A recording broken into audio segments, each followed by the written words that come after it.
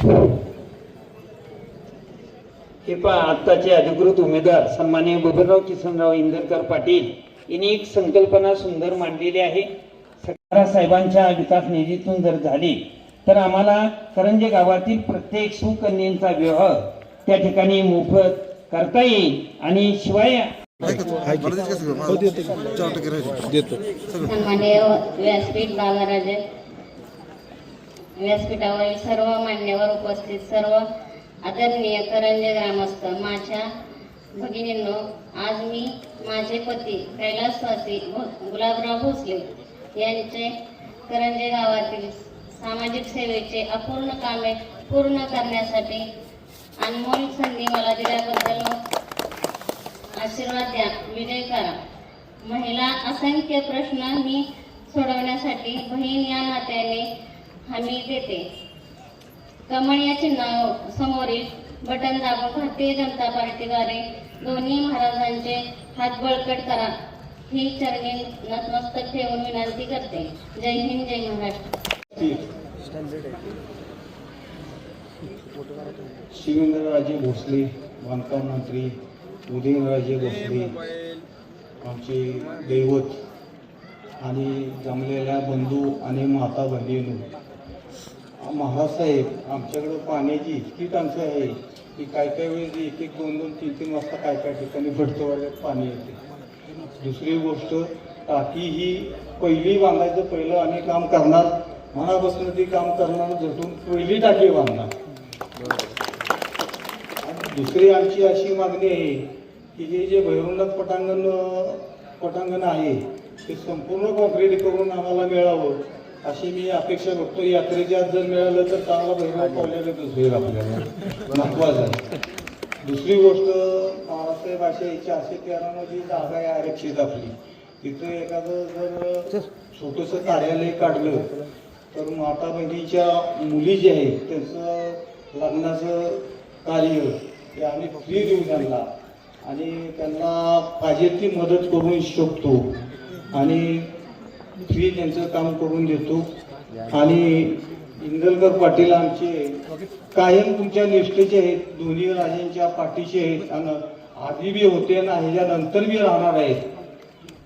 एवढेच मी माझे भाषण संपूर्ण माझे भाषण पुढे. 3 वर्ष प्रशासक नगरपालिकेत होता, इलेक्शन झाले नव्हती, पण हे प्रशासक असताना सुद्धा शिवेंद्रराजेंच्या माध्यमातून 1000 ते 1,500 कोटी रुपयाचा निधी हा सातारा शहर व परिसर या याच्यात आलेला आहे. आपल्या इथे सुद्धा जवळजवळ 1 ते 1.5 कोटीचा करंजे भागात निधी आलेला आहे. त्याची 2-3 नावं तुम्हाला वाचून दाखवतो. नागोबा मंदिर सभा मंडप यासाठी 20 लाख आलेला आहे. तसंच गणेश मारुती सेवा मंडळ सभा मंडप 20 लाख, कॉन्क्रिटीकरण रोडच्या कॉन्क्रिटीकरणासाठी 40 लाख, कामानाचे सुशोभीकरणासाठी 20 लाख, असे अनेक फंड आपल्याकडे आलेले आहेत इथं. पण हे फंड येताना आपली तुमची कामं करत असताना आपलं सुद्धा कर्तव्य आहे की ह्या महाराजांनी दिलेला जे उमेदवार आहेत त्यांच्या पाठीमागं आपण खंबीरपणे उभं राहायचं आपलं काम आहे, म्हणजे आपल्या सगळ्या नागरिकांचं. दुसरी गोष्ट म्हणजे जे पाण्याच्या टाकीचा विषय इथं आपण सांगितला, तर निश्चित इलेक्शन नंतर आपण संबंधित अधिकाऱ्यांना घेऊन याची आपण ग्रामस्थांची बैठक घेऊन काय योग्य आहे आणि पाण्याचं नियोजन कसं करता येईल हे सुद्धा आपण पाहू. आता कासचं धरण जवळजवळ पूर्ण झालेलं आहे आणि ते पाईपलाईनचं थोडंसं काम राहिलेलं आहे. ते सुद्धा आपण त्याचा विचार करून समजा आपल्या इथं कासचं पाणी येते का ह्या पण आपण एक चांगला प्रयत्न करू. माझ्यामध्ये प्राधिकरणाचं निम्म पाणी आहे ना इथं, त्याचा सुद्धा आपण नियोजन काय करता येते हे पण पाहू. अशा बऱ्याच गोष्टी आहेत ज्या आपल्याला करता येतील. परत नगरपालिकेचा पण आपल्याला फंड आहे, नगरपालिकेच्या माध्यमातून सुद्धा करता येईल. आपण जेवढे जास्त मतदान कराल तेवढा जास्त फंड नगरपालिकेतर्फे मी देण्याची ग्वाही इथं आपल्याला देतो. आम्ही तिन्ही उमेदवार कमळ चिन्हावर उभे आहेत. आपण सर्वांनी कमळ हे बटन दाबून आम्हाला मतदान करावं एवढी विनंती करतो आणि थांबतो. आज सातारा नगरपालिकेच्या पंचवार्षिक निवडणुकीच्या प्रचाराच्या निमित्तानं आज आपल्या प्रभाग क्रमांक 6 या आपल्या प्रभागामध्ये प्रचाराची ही सभा या ठिकाणी होत आहे। या सभेला आपले भारतीय जनता पार्टीचे नगराध्यक्षपदाचे उमेदवार मान्य अमोलजी मोहिते हे इथं उपस्थित होते, आता पुढच्या कार्यक्रमाला गेले।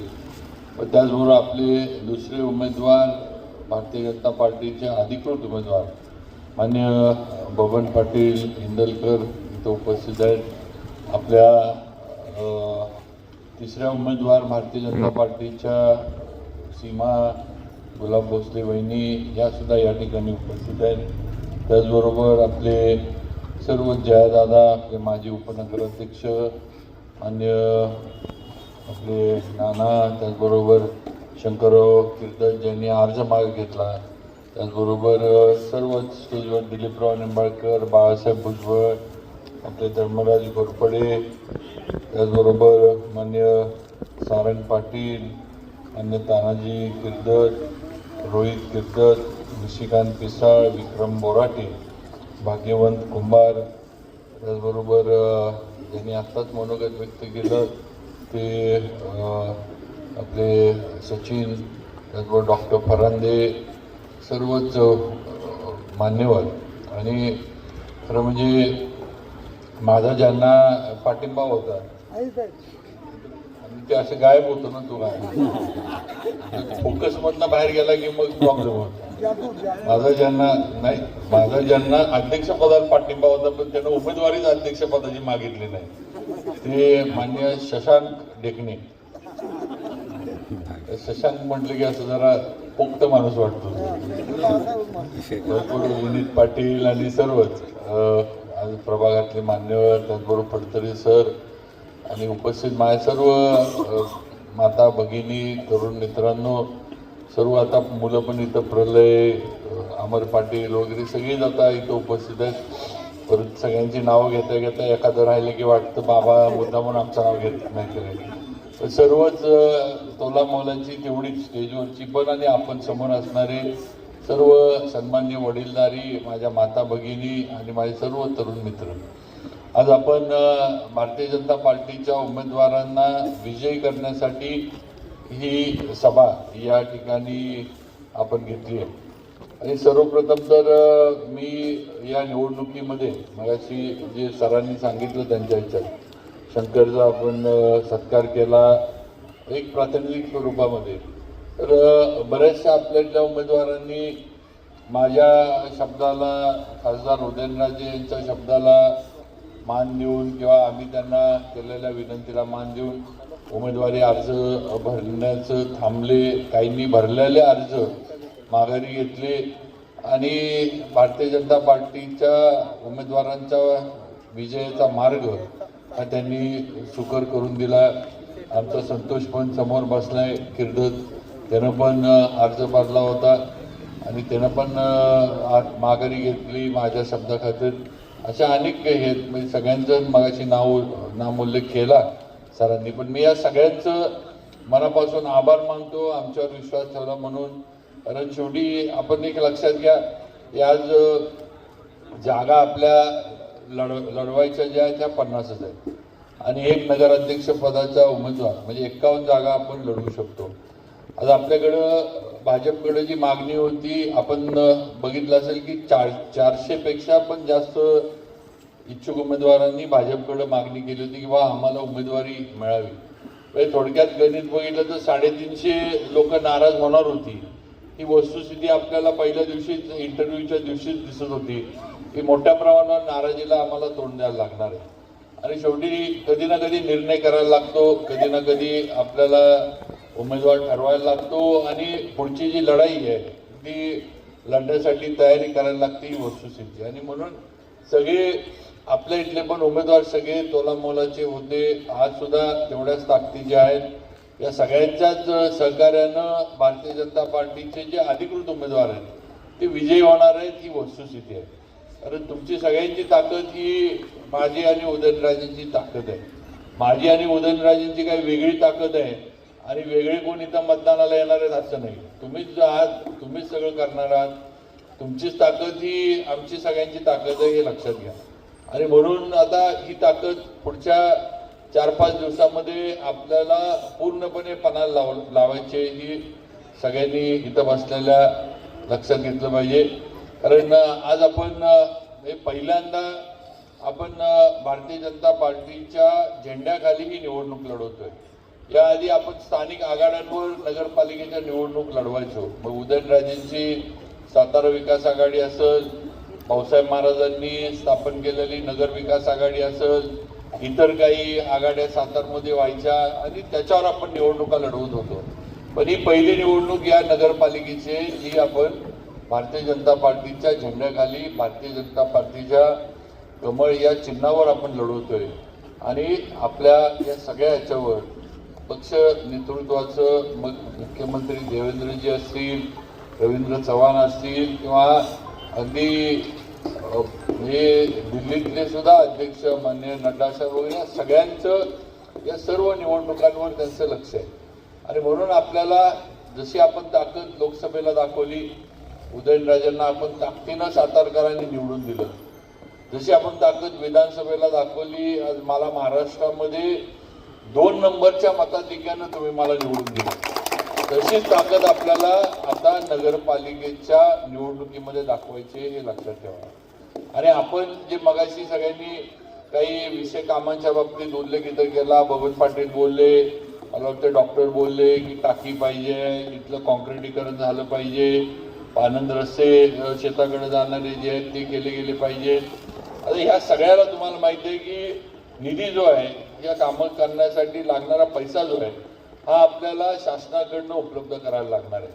आपल्या नगरपालिकेची जी उत्पन्न आहे ही उत्पन्न आपलं फार मोठं नाही आहे.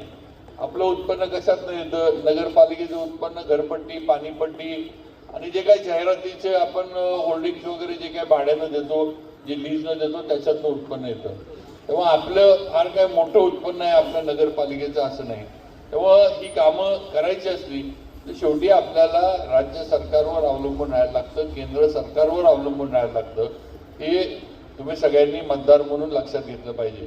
आणि त्यांच्याकडनं जो निधी आपल्याला मिळतो त्याच्या माध्यमातून आपण ही सगळी मोठी कामं, मोठ्या योजना ज्या आहेत त्या आपल्या शहरामध्ये राबवतो.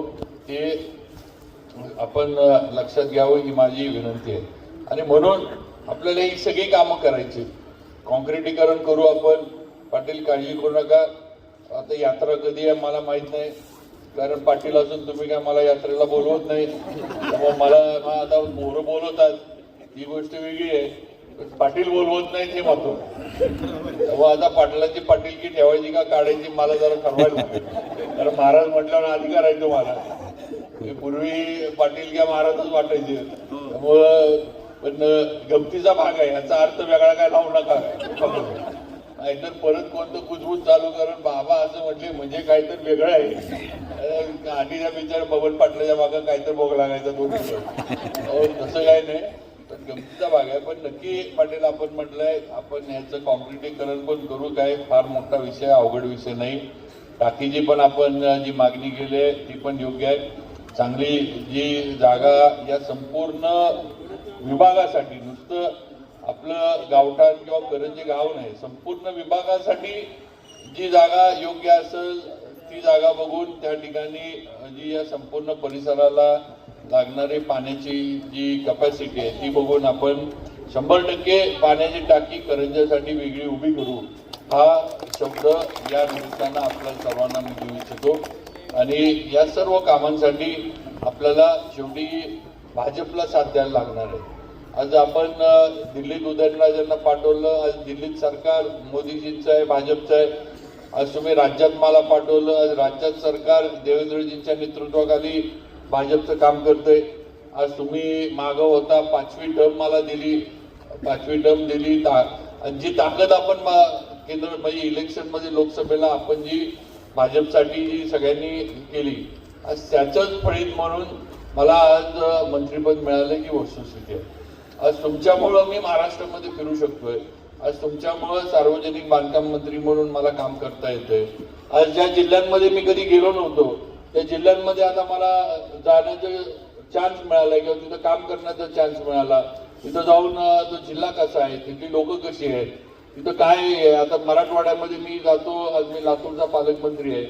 आज तो संपूर्ण परिसर आपल्याला माहिती आहे, मराठवाडा हा पूर्वी निजामशाहीमध्ये होता आणि त्या लोकांना बाकी काय नाही, पण छत्रपतींचे वारस कसे आहेत हे बघण्याचं कौतुक त्यांना फार आहे. त्यांना काम बिम काय तुम्ही द्या देऊ नका, पण त्यांचं एक ते निजामशाहीचा ठपका त्यांच्यावर अनेक वर्षाचा अनेक पिढ्यांचा असल्यामुळं म्हणजे जेवढं आता आपण म्हणजे रोजच भेटतो एकामेकाला, त्यामुळे ठीक आहे म्हणजे आपण काय सातारकरच आहे, रोजच आपल्या गाठी भेटी कोण ना कोण इकडे तिकडे भेटतो. पण त्या मराठवाड्यामधल्या लोकांना एक फार आकर्षण आहे की छत्रपतींचे वारस म्हणजे या निजामशाहीमध्ये आम्ही असल्यामुळे आम्हाला त्यांना यामध्ये हा अनुभव नव्हता की आता मी तिथे गेल्यानंतर हा अनुभव मला मिळाला. आणि म्हणून आज हे सगळं जे आहे हे तुमच्या ताकदीमुळं आज मला मिळालेलं आहे आणि मी करू शकतोय हे आपण लक्षात घ्या.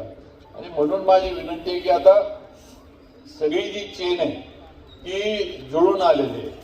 आज आपण फक्त नगरपालिका भाजपची आपण आता स्थापन केल्यानंतर आपल्याला जी अपेक्षा आपल्या सातारा शहरासाठी आहे, मी नुसतं करंजी म्हणणार नाही.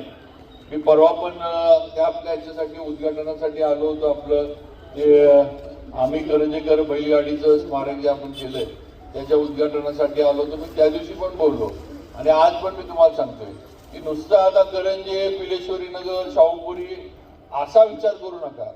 आज आता आपल्याला या निवडणुकीनंतर हे सगळं जे आहे म्हणजे केंद्रात उदयनराजे प्रतिनिधी आहेत, मी राज्यात आहे, दोन्हीकडे आपलं सरकार आहे. मग आता नगरपालिका भाजपची केल्यानंतर आपण किती घेऊ शकतो, आपण किती सरकारकडनं मिळवू शकतो हे आपण ठरवायचंय.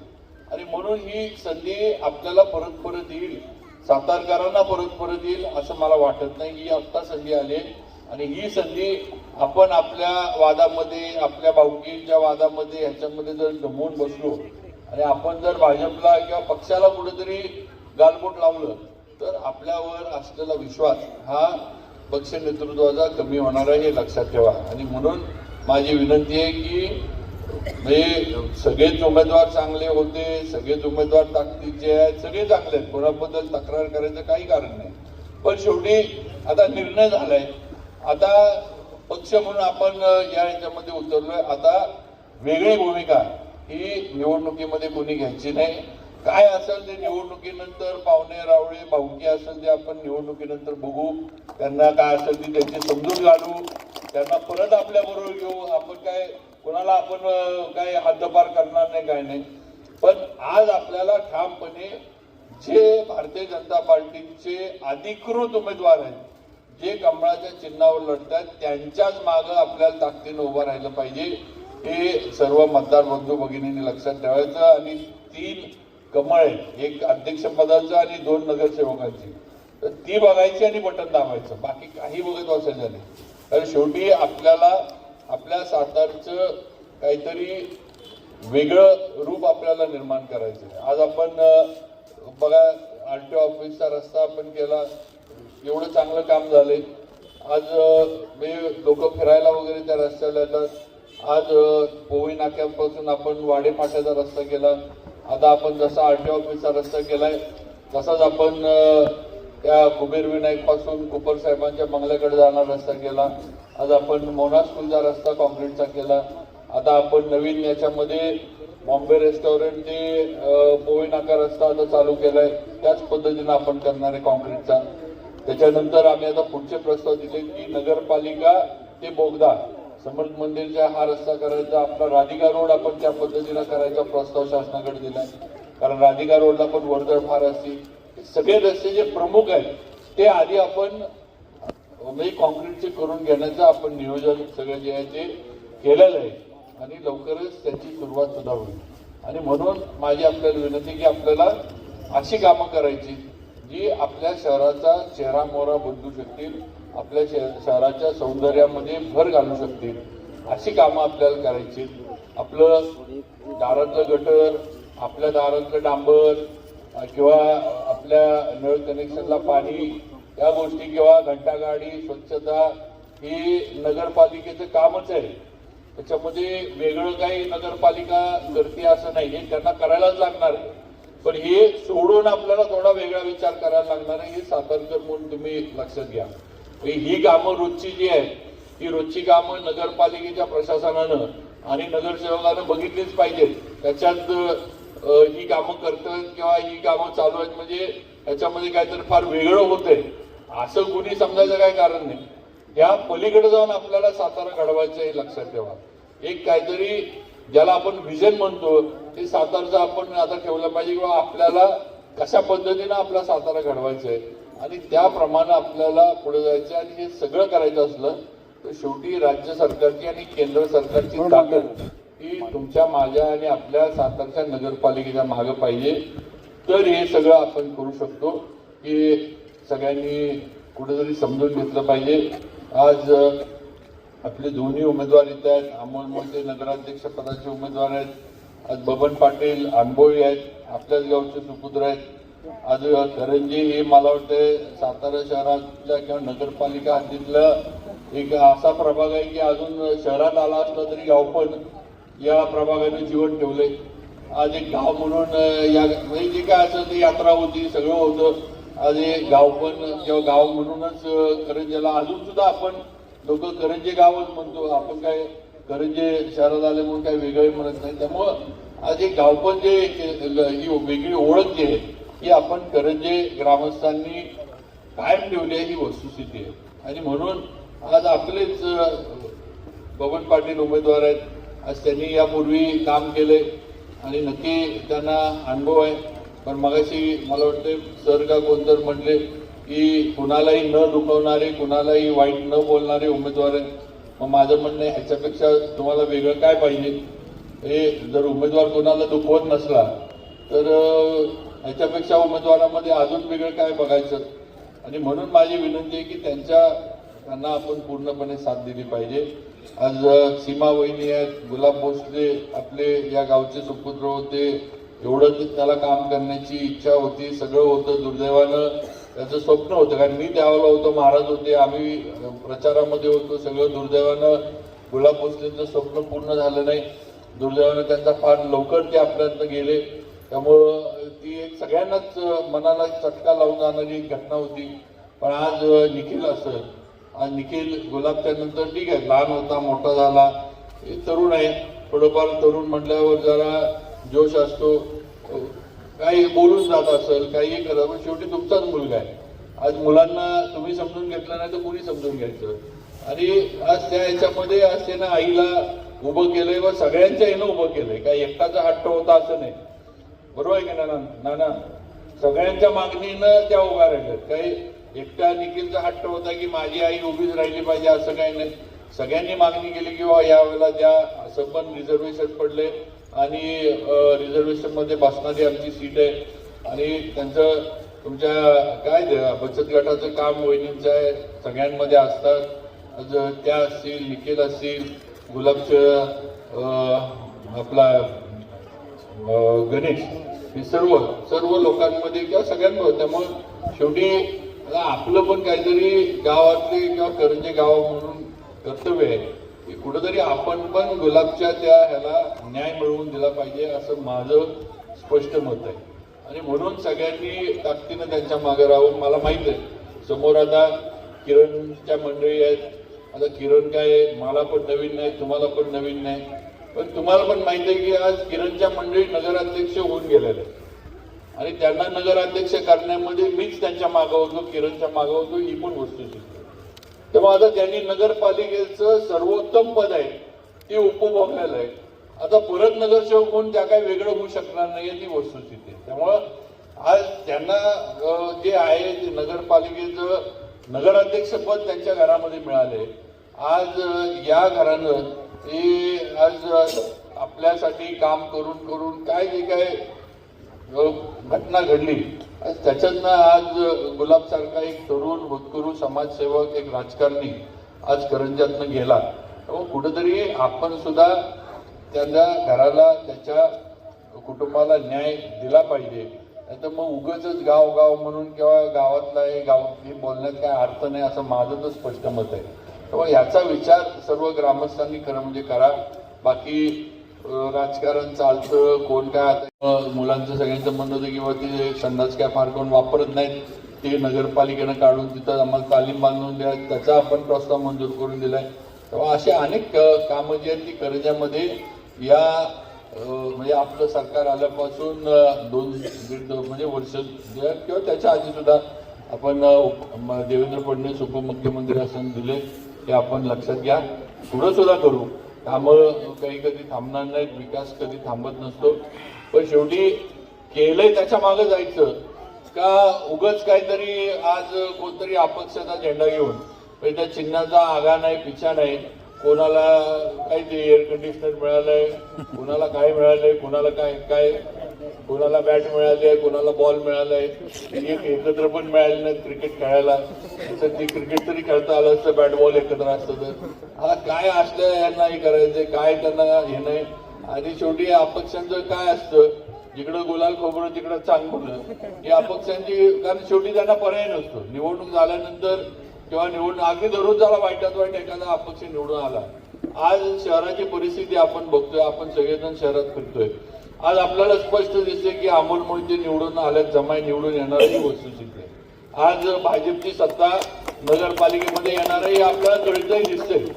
पण एवढं कळतंय दिसत असताना अपक्षांचा विचार करायची गरजच काय नाही. जिथं म्हणजे बाकीचे 80% जिथं किंवा 90% म्हणा जिथं भाजपचे निवडून येणार आहेत, तिथं अपक्ष 1-2 येऊन करणार काय आणि तिथं त्यांचा फरक काय पडणार आहे ह्याचा विचार आपण करा. तेव्हा आपलं मत वाया घालवू नका.